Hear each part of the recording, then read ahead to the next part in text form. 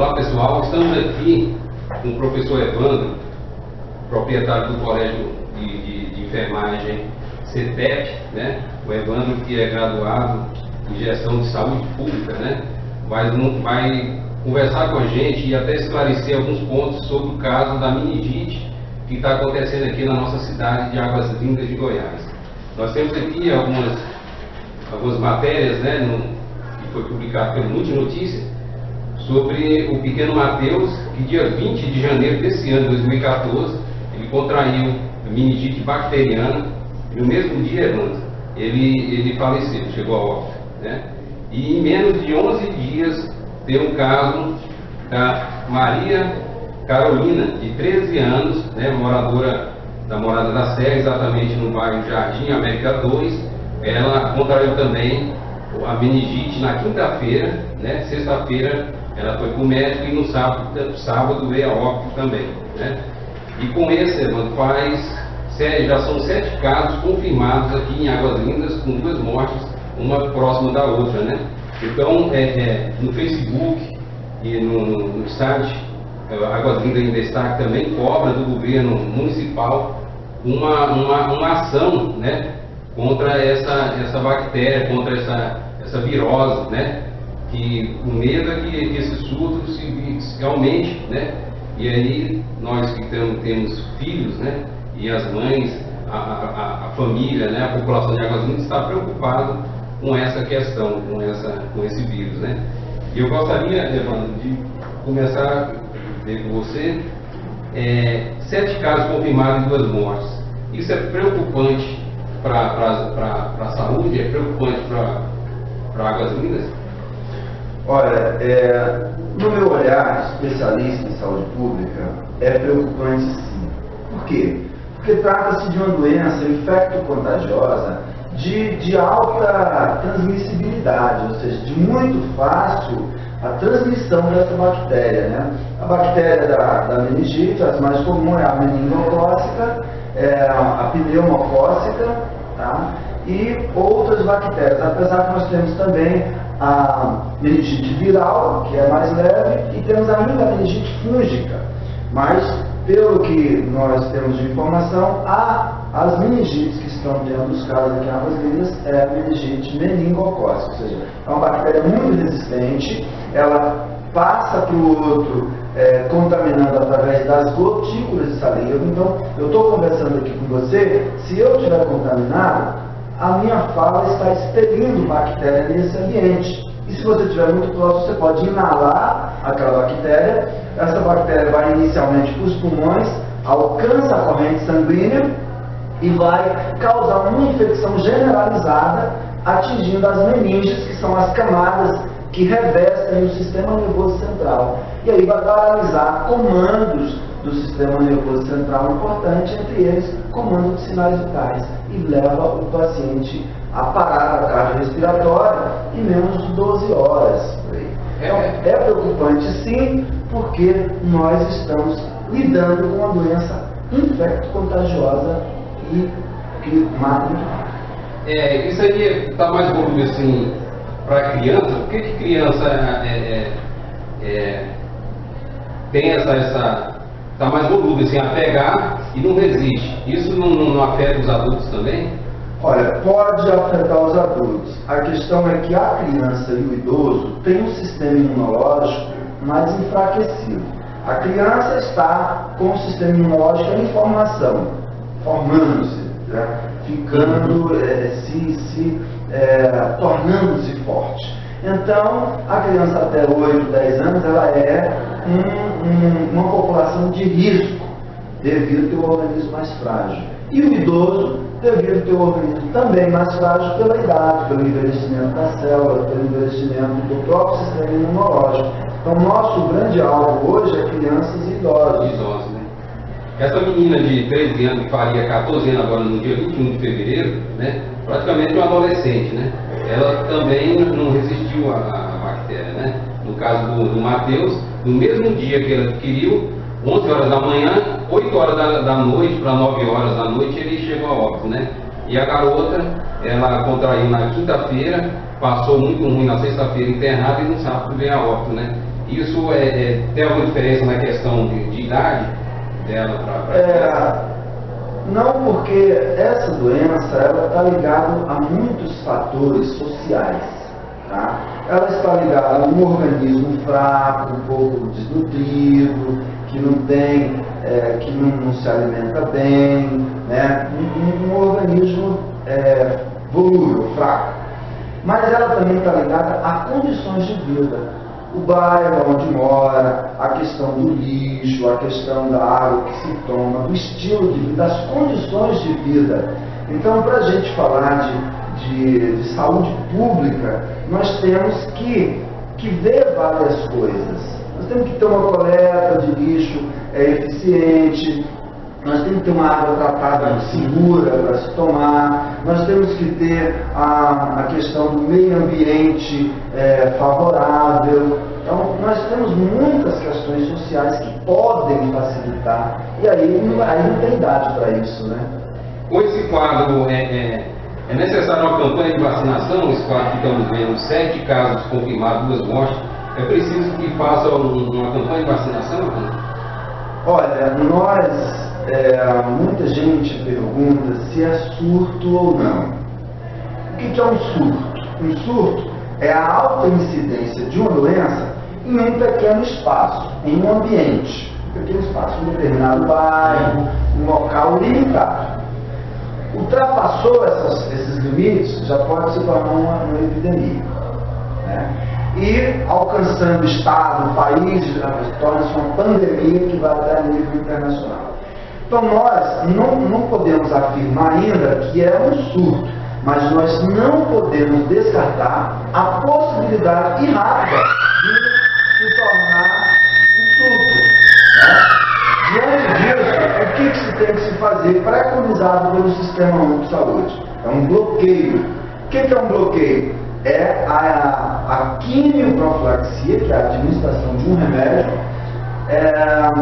em todos os comunicantes, em todos os que tiveram contato com aquela criança e essa adolescente, que foi a óbito, e os outros que contraíram também, que morreram, né? Porque desses que cai a corrente sanguínea, que cai a bactéria na corrente sanguínea, não morrem todos, porque às vezes é tratado antes, o organismo está forte. Lembrando que os casos foi em pontos diferentes, foi na Morada da Serra, Laranjeiras e em Torno, né? Exatamente, por isso que nós corremos o risco de se alastrar em diversos bairros. Então, o bloqueio que nós falamos, que é preconizado pelo Ministério da Saúde nesses casos, é um bloqueio de vacinação para os comunicantes do caso, ou seja, todos que tiveram contato. Então, se a criança estudava, a sua turma, a sua classe, outros da escola que ele teria contato, devem ser feito bloqueio, para que a gente possa garantir. Tá? Então, nós não descartamos a possibilidade de um surto. As autoridades sanitárias têm uma tarefa árdua, que é realmente agir do jeito que é para fazer, a epidemiologia fala, tem que se fazer o bloqueio, tem que vacinar os comunicantes, quem atendeu eles nos hospitais, os profissionais, deverão ser os profissionais da saúde aqui, todos foram, né, tomaram o remédio, tomaram vacina, né, porque estão em contato direto, né. Evandro, é necessário também o governo fazer assim, uma operação limpeza na cidade, conscientizar também os moradores, igualmente a situação da dengue? Sem dúvida, a sujeira ou a falta da limpeza, ela atrai muitos insetos, ela atrai muitas doenças, né? Você sabe que limpeza é tudo. No nosso curso de enfermagem, uma das coisas que a gente ensina para o nosso técnico é que ele seja rigoroso na limpeza, na lavagem das mãos, na limpeza da unidade do paciente, nos balcões, tudo que ele faz, manter tudo sempre limpo. Porque as bactérias, elas se proliferam, elas se multiplicam diante da sujeira. A sujeira é um ambiente favorável para os insetos, para a criação das doenças. Então nós precisamos ser rigorosos na limpeza urbana, orientar a população, porque não é só a gente também, porque o governo às vezes faz a parte dele, mas a população precisa ser orientada, que não pode separar o lixo ali, que tem que esperar o caminhão, tem que ter uma lixeira na frente da casa, sei lá, a prefeitura pode estar auxiliando, distribuindo lixeiras, fazendo alguma coisa para ajudar essa população no sentido de facilitar a limpeza da cidade. O álcool, né, para limpar as mãos, isso é importante, assim, ajuda a evitar, neutralizar assim, a questão das bactérias? Olha, o álcool é muito importante na limpeza das mãos, né? Você lembra que na época nós tivemos aí aquele surto no Brasil inteiro da gripe, né? Aquele vírus, né? Não me lembro agora o nome do vírus, a influenza, né? Mas o que acontece? O álcool ele vai desidratar as bactérias, porque a nossa mão ela tem muita bactéria. Nós temos as bactérias transitórias, que estão ali, que saem na lavagem, e nós temos as bactérias residentes, que estão dentro da nossa pele. E que ao lavar as mãos, eu removo as bactérias que estão ali na superfície, mas as bactérias residentes permanecem. E com o tempo, depois que eu lavei as mãos, aquelas bactérias já se proliferaram de novo, já saíram, então minha pele não já está contaminada novamente. E o que o álcool vai fazer? Depois que eu lavo as mãos e passo o álcool, ou em gel, ou líquido mesmo, o álcool a 70% a mais recomendado, ele vai dificultar a proliferação das bactérias na minha mão, aquelas bactérias que ainda ficaram. Então é importante sim. Não digo uma coisa que todo mundo deve ter um litro de álcool ali em casa, mas é importante se puder fazer esse trabalho. E o importante também é avisar para as mães, né, sempre manter a higiene do filho, né? A criança com as unhas bem cortadas, né? Observar se está lavando as mãos antes da refeição, depois que usar o banheiro, né? Isso é muito importante. A higiene, pessoal, é tudo. A higiene corporal, a higiene ambiental, a sua casa, a sua residência tem que estar bem arejada, ventilada. O sol precisa entrar pelas frestas da janela, porque a luz solar ela é uma bactericida, ela destrói a bactéria. Tá? A ventilação renova o ar, troca o ar. Então, vamos procurar deixar as janelas abertas para que entre o vento, o sol entre na nossa casa, tirar as poeiras dos móveis, manter os pisos bem limpinhos, as unhas bem cortadas e tal, a higiene corporal bem feita, né? Isso é importante demais. E no aparecimento de qualquer sintoma, dores abdominais, vômito, dor de cabeça persistente, rigidez de nuca, que é um sinal clássico da meningite, tá? Dores musculares, aquela moleza de querer só ficar deitado e tal. Então facilmente a gente percebe isso na criança. Ao perceber, você que é mãe, você que é pai, você precisa levar essa criança rapidamente ao médico mais próximo, né? Ao Bom Jesus e algum outro hospital. A gente aconselha que leve aqui, porque nós temos um hospital, nós temos que ser capaz de atender esse estado. Mas segundo informação, né, até de pessoas que trabalham na saúde, diz que nosso hospital, infelizmente, não tem pediatra assim capacitado, até na questão da estrutura também, para poder fazer os exames, né, para diagnosticar. A gente viu o caso do Matheus, o médico disse que era uma gripe, assim, uma virose comum, né? E passou de pirona, né? Deu um soro para ele e mandou ele para casa, né? E foi no hospital de Braslândia que eles constataram que era a meningite, né? Então isso é preocupante aqui também.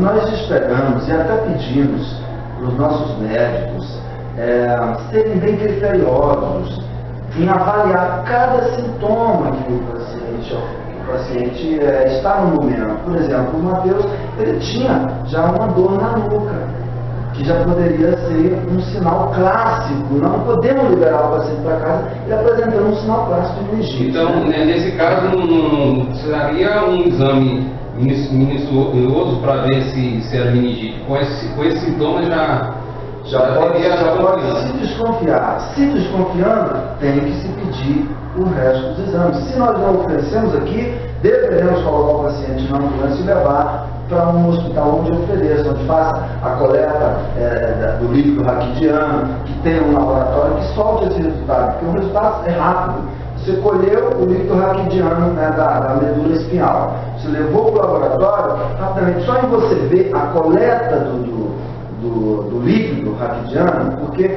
o líquido que está contaminado com bactéria, ele é amarelado. O líquido que está contaminado com vírus, ele é branco, como se fosse um leite ralo. certo? E o líquido normal da medula espinhal, ele é transparente como água. Então, só em ver o líquido meio amarelado, aqui tem bactéria, a gente já tem uma ideia, já segura o paciente. E aí, quando sai o resultado, aí vai saber se é um meningococo, se é um pneumococo, que bactéria que é. E aí, o procedimento médico já entra com antibióticos fortes para reverter e tudo, né? Porque nós não podemos vitimar nossas crianças, que são as mais vulneráveis. Eu tenho filho, você tem filho, todos nós temos nossas famílias, a gente quer o melhor para a nossa família. Então a gente está aqui orientando para que a população possa saber como que é o sintoma dessa doença e também nosso sistema possa se preparar para atender e fazermos o bloqueio antes que se torne um surto maior. Correto.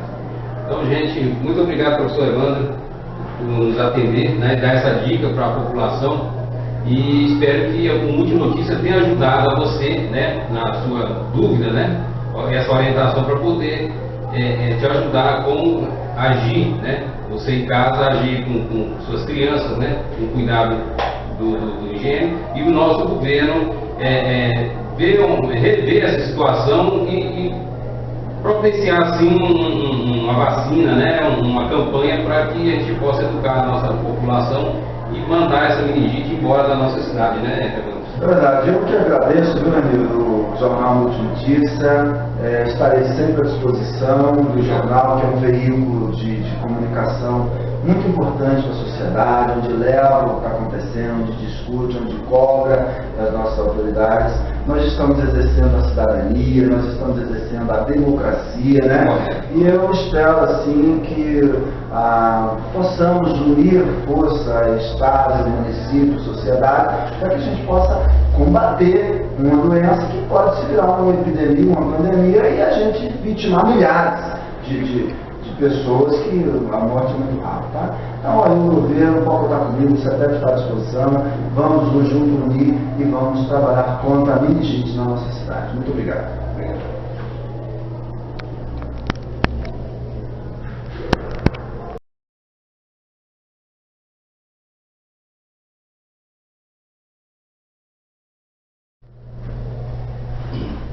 Olá, pessoal, estamos aqui com o professor Evandro, proprietário do Colégio de Enfermagem CETEP, né? O Evandro, que é graduado em Gestão de Saúde Pública, né?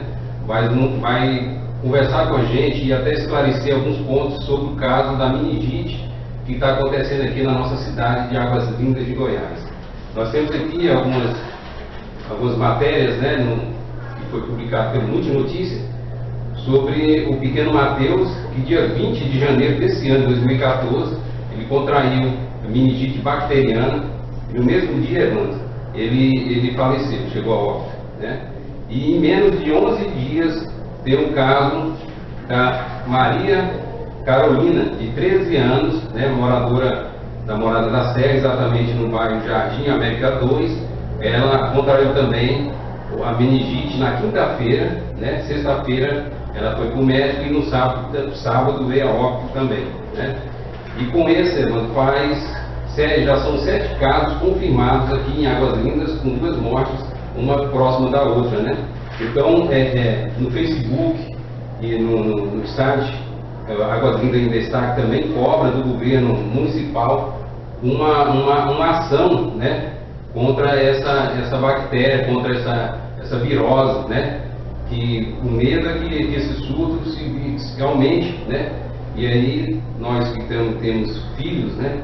E as mães, a família, né? A população de Águas Lindas está preocupada com essa questão, com esse vírus, né?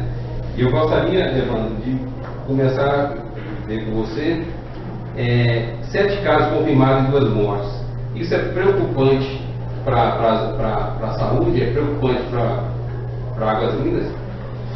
Olha, no meu olhar, especialista em saúde pública, é preocupante sim. Por quê? Porque trata-se de uma doença infecto-contagiosa de alta transmissibilidade, ou seja, de muito fácil a transmissão dessa bactéria, né? A bactéria da meningite, as mais comuns é a meningocócica, a pneumocócica, tá? E outras bactérias, apesar que nós temos também a meningite viral, que é mais leve, e temos ainda a meningite fúngica. Mas, pelo que nós temos de informação, as meningites que estão dentro dos casos aqui em Águas Lindas é a meningite meningocócica, ou seja, é uma bactéria muito resistente, ela passa para o outro contaminando através das gotículas de saliva. Então, eu estou conversando aqui com você, se eu estiver contaminado, a minha fala está expelindo bactéria nesse ambiente. E se você estiver muito próximo, você pode inalar aquela bactéria. Essa bactéria vai inicialmente para os pulmões, alcança a corrente sanguínea e vai causar uma infecção generalizada, atingindo as meninges, que são as camadas que revestem o sistema nervoso central. E aí vai paralisar comandos do sistema nervoso central importante, entre eles comandos de sinais vitais, e leva o paciente a parada cardiorrespiratória em menos de 12 horas. Então, é preocupante sim, porque nós estamos lidando com uma doença infecto-contagiosa e que mata muito rápido. Isso aí está mais volume assim para criança. Por que criança tem está mais volume assim a pegar e não resiste? Isso não afeta os adultos também? Olha, pode afetar os adultos. A questão é que a criança e o idoso têm um sistema imunológico mais enfraquecido. A criança está com o sistema imunológico em formação, formando-se, né? Ficando, tornando-se forte. Então, a criança até 8, 10 anos, ela é uma população de risco, devido ao ter o organismo mais frágil. E o idoso, devido ao ter o organismo também mais frágil pela idade, pelo envelhecimento das células, pelo envelhecimento do próprio sistema imunológico. Então, nosso grande alvo hoje é crianças e idosos. Né? Essa menina de 13 anos, que faria 14 anos agora no dia 21 de fevereiro, né? Praticamente uma adolescente, né? Ela também não resistiu à bactéria, né? No caso do Matheus, no mesmo dia que ele adquiriu, 11 horas da manhã, 8 horas da noite para 9 horas da noite, ele chegou a óbito, né? E a garota, ela contraiu na quinta-feira, passou muito ruim na sexta-feira internada e não sabe que veio a óbito, né? Isso tem alguma diferença na questão de idade dela para... Não, porque essa doença ela está ligada a muitos fatores sociais. Tá? Ela está ligada a um organismo fraco, um pouco desnutrido, que não tem, que não se alimenta bem, né? Um organismo volúvel, fraco. Mas ela também está ligada a condições de vida. O bairro onde mora, a questão do lixo, a questão da água que se toma, do estilo de vida, das condições de vida. Então, para a gente falar de saúde pública, nós temos que ver várias coisas. Nós temos que ter uma coleta de lixo eficiente, nós temos que ter uma água tratada segura para se tomar, nós temos que ter a questão do meio ambiente favorável. Então, nós temos muitas questões sociais que podem facilitar, e aí não tem idade para isso, né? Com esse quadro, é necessário uma campanha de vacinação? Esse quadro que estamos vendo, 7 casos confirmados, 2 mortes, é preciso que faça uma campanha de vacinação? Olha, muita gente pergunta se é surto ou não. O que é um surto? Um surto é a alta incidência de uma doença em um pequeno espaço, em um ambiente. Um pequeno espaço, um determinado bairro, um local limitado. Ultrapassou esses limites, já pode se tornar uma epidemia. Né? E alcançando o estado, o país, torna-se uma pandemia que vai até a nível internacional. Então nós não podemos afirmar ainda que é um surto, mas nós não podemos descartar a possibilidade rápida de se tornar um surto. Né? Diante disso, o que se tem que se fazer preconizado pelo Sistema Único de Saúde? É um bloqueio.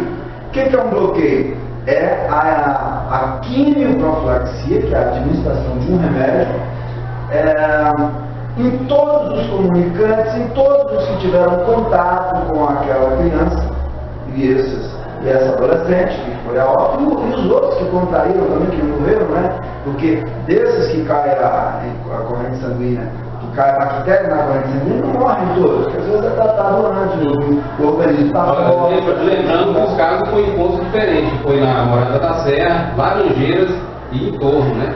Exatamente, por isso que nós corremos o risco de se alastrar em diversos bairros.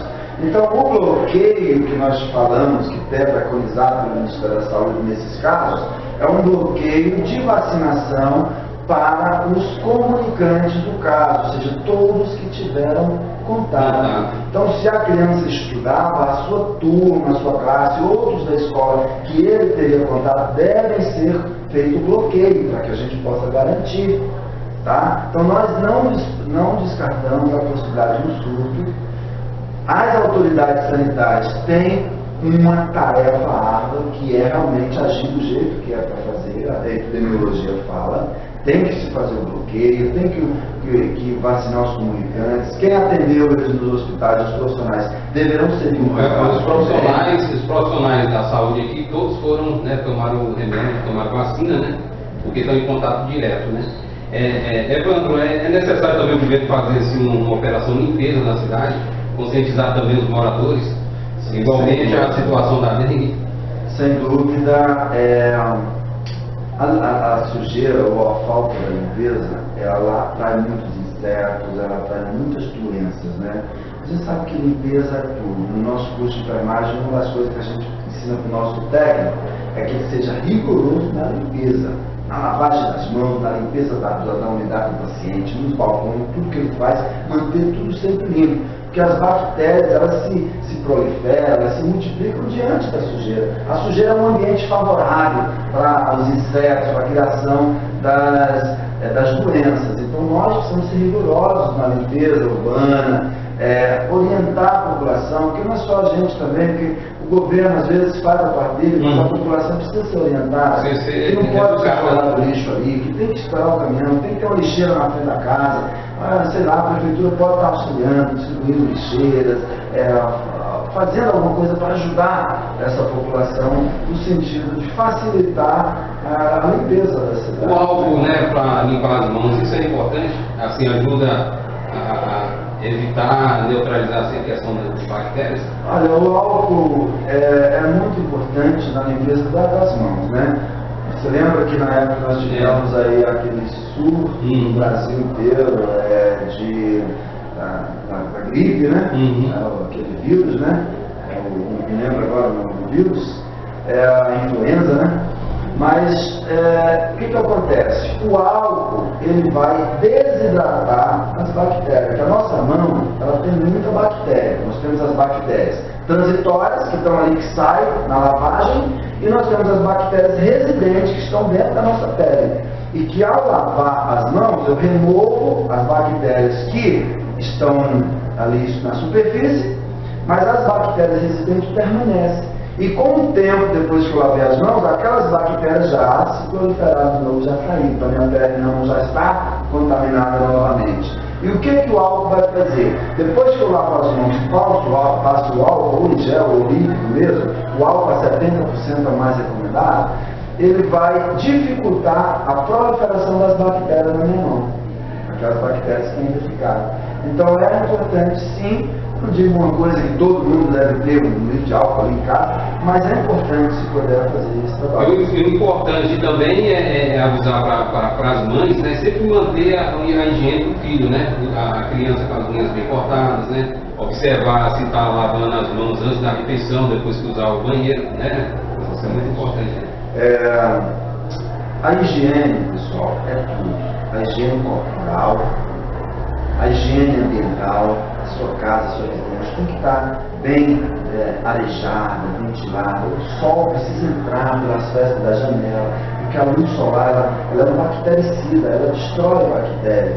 Tá? A ventilação renova o ar, troca o ar. Então, vamos procurar deixar as janelas abertas para que entre o vento, o sol entre na nossa casa, tirar as poeiras dos móveis, manter os pisos bem limpinhos, as unhas bem cortadas e tal, a higiene corporal bem feita, né? Isso é importante demais. E no aparecimento de qualquer sintoma, dores abdominais, vômito, dor de cabeça persistente, rigidez de nuca, que é um sinal clássico da meningite, tá? Dores musculares, aquela moleza de querer só ficar deitado e tal. Então, facilmente a gente percebe isso numa criança. Ao perceber, você que é mãe, você que é pai, você precisa levar essa criança rapidamente ao médico mais próximo, né? Ao Bom Jesus e ao hospital. A gente aconselha que leve aqui, porque nós temos um hospital, nós temos que ser capaz de atender esse Mas segundo informação, né,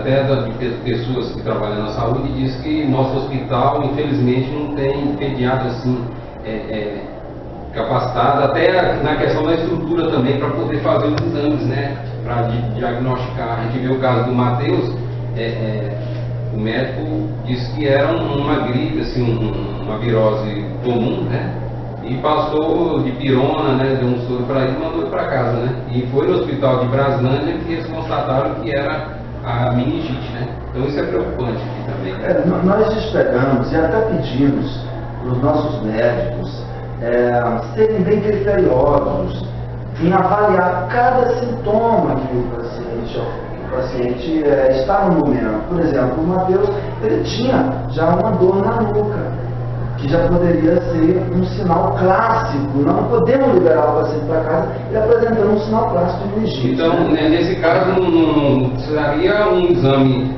minucioso para ver se era meningite. Com esse sintoma já pode se desconfiar. Se desconfiando, tem que se pedir o resto dos exames. Se nós não oferecemos aqui, deveremos colocar o paciente na ambulância e levar para um hospital onde ofereça, onde faça a coleta do líquido raquidiano, que tenha um laboratório que solte esse resultado, porque o resultado é rápido. Você colheu o líquido raquidiano, né, da medula espinhal, você levou para o laboratório, rapidamente, só em você ver a coleta do líquido raquidiano, porque o líquido que está contaminado com bactéria, ele é amarelado.